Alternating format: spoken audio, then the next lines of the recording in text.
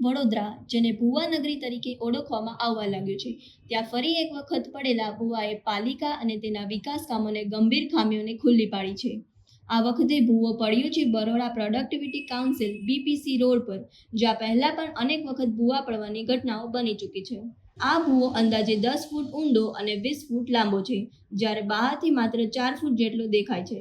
સૌથી ચોંકનારી વાત તો એ છે કે વરસાદ વગર પણ ભુવા પડી રહ્યા છે, જે ગંભીર પ્રશ્ન ઊભા કરે છે. સ્થાનિક રહેવાસીઓએ ખુદ ભુવામાં ઉતરી મ્યુનિસિપલ કોર્પોરેશન સામે ઉગ્ર વિરોધ નોંધાવ્યા છે. તેમના મતે વારંવાર ભુવા પડવાના પછી પણ કોઈ યોગ્ય કાર્યવાહી નથી થતી. લોકો એવા પણ આરોપ લગાવી રહ્યા છે કે અધિકારીઓ અને કોન્ટ્રાક્ટરો વચ્ચે ભ્રષ્ટાચારના કારણે ટૂંકા ગાળાના કામોથી છુટકારો લેવાય છે, જે ભવિષ્યમાં મોટી મુશ્કેલી ઊભી કરે છે. વિશ્લેષકોનું માનવું છે કે આવા ભુવા માત્ર ભૂગર્ભ સમસ્યાઓ નહીં, પણ શાસન અને નિર્માણ પ્રક્રિયાની નબળાઈ દર્શાવે છે. આ સમસ્યાનું નિરાકરણ લાવવા માટે હવે માત્ર તાત્કાલિક સમારકામ નહીં, પણ ચોક્કસ જવાબદારી નિરાધરણ અને ભવિષ્યદ્રષ્ટિ યોજનાઓની જરૂર છે.